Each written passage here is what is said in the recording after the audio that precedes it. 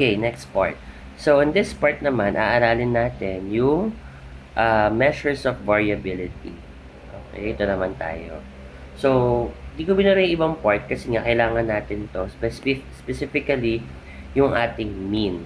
Kasi yung mean natin kailangan muna siya ma-compute bago tayo mag-solve ng variability ng isang set of data. So, bago tayo mag-start dyan, i-present ko muna yung dalawang formula niya. Yung dalawang formula niya is meron tayo tinatawag na sample and population.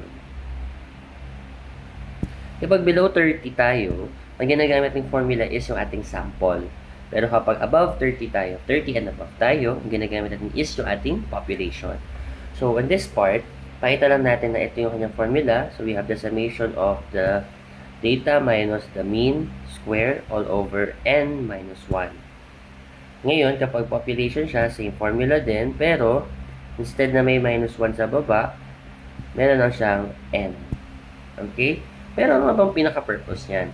So, itong nasa loob ha, pag na-compute yung nasa loob, ang tawag natin dyan ay variance. Okay? Pareho lang din dito. Pag na-compute yung nasa loob, yan ang ating variance. Okay po ha. Ngayon, kapag na-compute mo naman siya ng buo, what's that? Kapag na-compute mo naman siya ng buo, kasama yung radical, ang tawag na doon ay standard deviation. Standard deviation. Okay? So, ano nga bang purpose ng variance and standard deviation? Halimbawa, na-compute mo na yung mean. Tapos, syempre, yung mean natin, yun yung yung gitna niya. Ngayon, inaalam kasi ni standard deviation gaano kaya kalayo yung isang dataset papunta dun kay mean. Okay? Halimbawa, nandito yung mean natin. Kasi ito yung isa nating data n, xn. Gusto natin makita kung gaano kalayo yung dinedeviate ng data natin from the mean. Okay? Maaari kan sabihin natin na, since ito yung ating mean, add natin yung SD natin para mahanap yung pinaka-maximum, pinaka-malapit na data dito. Or i-minus natin yung SD dito para makita natin kung ano yung mga data na nandito pa. Okay? Si variability naman, si variance naman, hinahanap niya kung anong mga data yung mga nasa paligid. Gaano nagva-vary yung data na nasa paligid ni mean. Ganun naman ang pinagkaiba ni standard deviation sa variance. Si standard deviation, gaano kalayo yung isang data from the mean. Okay? Si variance, inaalam niya kung ano yung mga data around the mean. Ano yung mga varying data. Diba? So, dito medyo mahaba yung computation niya kasi ganun lang siya. Okay? Pero, set up na natin. So, start tayo with column 1. Yung column 1 natin ay si x. Ilista natin lahat ng values.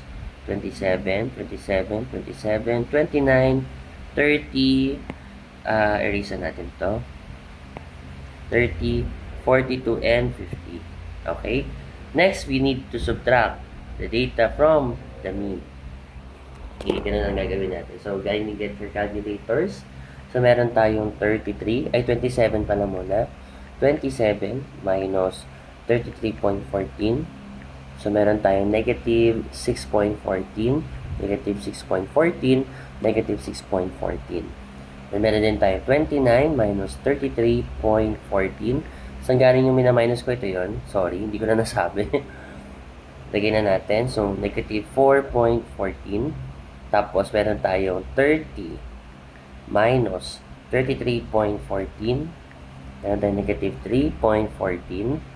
Then, 42 naman. 42 minus 33.14, 8.86, and the last part is 50 minus 33.14. Meron tayong 16.86. Ngayon, since we already have the second column, i-square natin yung second column natin. Okay, itong lahat to. So, lagay natin dyan si 6.14 squared. I-square nyo lang. So, meron tayong 37. Ako, wala tinta. Ha? So, meron tayo dito 37.70, 37.70, 37.70. Next, we have 4.14 squared. We'll be having 17.14. Okay, so if you're wondering bakit di ko nabanggit yung negative, itong part na to, kasi nga, ano din naman na siya eh, pag minultiply ko naman siya, positive naman siya eh, di ba? So, hinaya, same concept pa rin naman siya. Okay, pero share ko lang yun. So, 3.14 squared, we'll be having 9.86, ay, hindi ko napansin, sorry.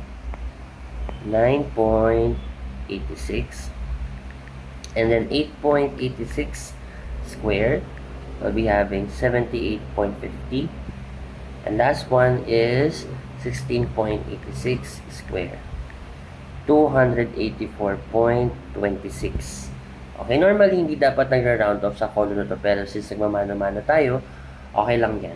Pero kapag halimbawa may mga applications na tayo, may mga online calculators kasi, tsaka sa Excel gumagana naman yan, hindi dapat siya nire-round off. Okay?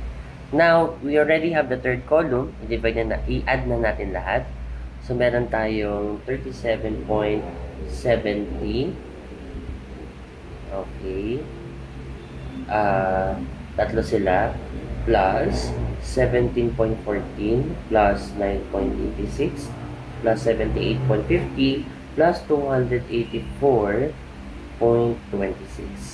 So, ang sagot po natin is nasa 502.86. So, meron na tayong sagot dito. Pwede na natin kunin. Wait lang. Paano ba i-post to? Pause. Nasaan pause? Okay na nga yan? Sorry po. So, kunin natin yung formula ng sample variance. Copy lang natin siya. Then, paste natin dito. Yeah. So, ilagay natin. Wala na akong boses. Yung summation nito, which is this one yun. Lagay natin square root of 502.86 divide by, ilan ba yung data natin? 1, 2, 3, 4, 5, 6, 7. 7 minus 1. Now, as we get that, isot natin yan sa loob para makuha yung variance natin.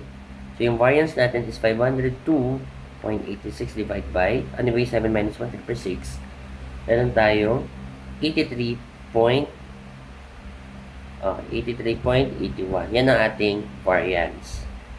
Okay? Now, let's get the standard deviation.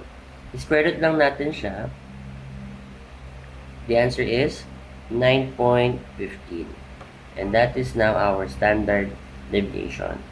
Yan lang po siya. Thank you.